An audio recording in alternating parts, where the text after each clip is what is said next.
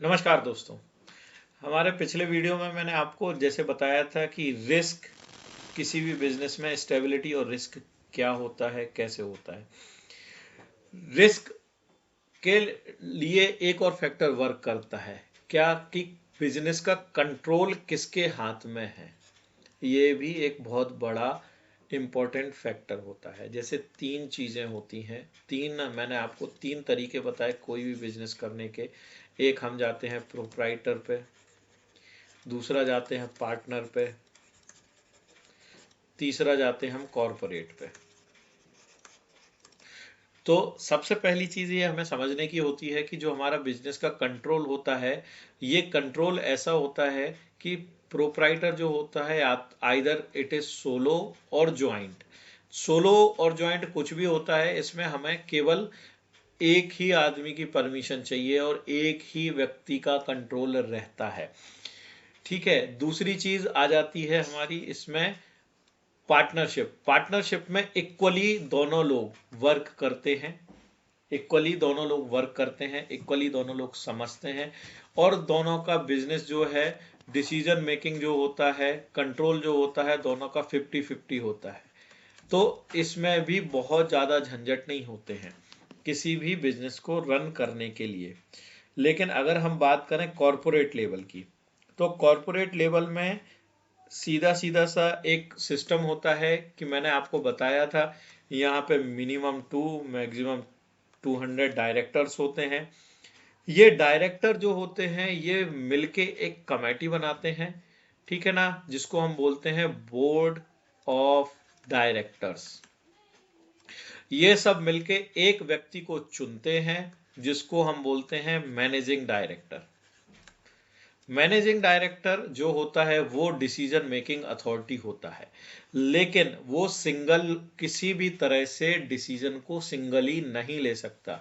उसको कोई भी रेजोल्यूशन अगर बोर्ड में पास करवाना है या कोई भी डिसीजन लेना है, तो वो अपना प्रपोजल पहले बोर्ड ऑफ डायरेक्टर्स की मीटिंग में रखेगा, वो फिर वोटिंग से अप्रूव किया जाएगा और उसके बाद ही उसमें काम होगा। सो डिसीजन मेकिंग कैपेसिटी जो होती है वो सबसे, कंट्रोल जो होता है कंपनी का, यहाँ पे सिंगल हैंडेड होता है, ये 50-50 में जाती है। फिर इसमें हमेशा रिस्क ये होता है कि जितने पार्टनर्स होते हैं उतने ज़्यादा मत होते हैं और उतनी ज़्यादा दिक्कत आती है। और जो तीसरी चीज़ होती है वो कंपनी का बोर्ड ही इस पे डिसीजन ले सकता है और डिसीजन लेता है। तो कंट्रोल हमें आपको समझ में आ गया होगा कि कोई भी छोटे से छोटा पार्टनरशिप प्रोप्राइटरशिप है, वो बिजनेस करने के लिए अपने खुद के डिसीजन लेने के लिए कंट्रोल उसके हाथ में रहता है, तो डिसीजन लेने के लिए फ्री रहता है। पार्टनर हमेशा डिपेंडेंसी रहती है कि मेरा पार्टनर जो है या मेरे जो पार्टनर्स हैं, मैं उनसे बात करूंगा और उनके हिसाब से ही उस पर डिसीजन ले सकूंगा। लेकिन कंपनी की या कॉरपोरेट लेवल की बात करें तो वहाँ पे सबसे बड़ा प्रॉब्लम होता है कि बोर्ड के मेंबर्स आते हैं, वो वोटिंग करते हैं और उसके बाद ही कोई भी डिसीजन ले सकते हैं। और रही बात, और इसकी वजह से सबसे बड़ी चीज क्या हो जाती है, फ्लेक्सिबिलिटी।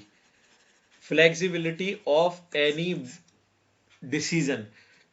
तो जो प्रोप्राइटर होता है उसके पास सबसे बढ़िया चांस होता है, फ्लेक्सिबल, सबसे ज्यादा फ्लेक्सिबल होता है, क्योंकि decision making authority single person होता है। कंट्रोल एक के ही हाथ में है, दूसरे के हाथ में कंट्रोल नहीं है। तो आपको कभी भी डिसीजन लेना है तो प्रोप्राइटर एनी टाइम, मैंने बोला ये काम 50 रुपए का 50% में करना है, सामने वाला अकेला सिंगल पर्सन है तो वो क्या बोलेगा, हाँ ठीक है 50%, वो खुद ही सोच के तुरंत आंसर कर देगा। तो डिसीजन मेकिंग और फ्लेक्सिबिलिटी, जैसे आपने यहाँ पे अपने रूल जनरेट किए हैं डिसीजन लेने के कि नहीं, मुझे 100% से कम में कोई बिजनेस नहीं करना है, लेकिन अगर आपको लगता है कोई डील बहुत अच्छी है जो मैं 50% 60% पे भी जाके कर सकता हूँ, तो आप इजीली उस चीज़ का डिसीजन ले सकते हैं।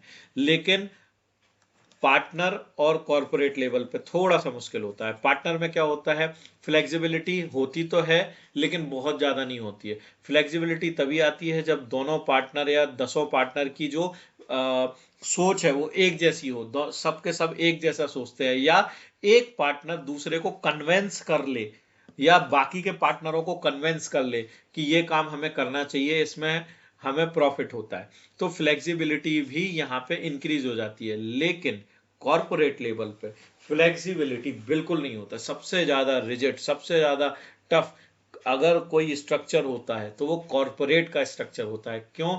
क्योंकि वहां पे अगर डायरेक्टर्स ज्यादा हैं या कंपनी के जो नॉर्म्स एक बार बन गए हैं, चाहे वो मेमोरेंडम ऑफ आर्टिकल में, एसोसिएशन ऑफ आर्टिकल्स में आ गए हैं, तो उनमें हम फ्लेक्सिबिलिटी लाने में हमें बहुत दिक्कत होती है।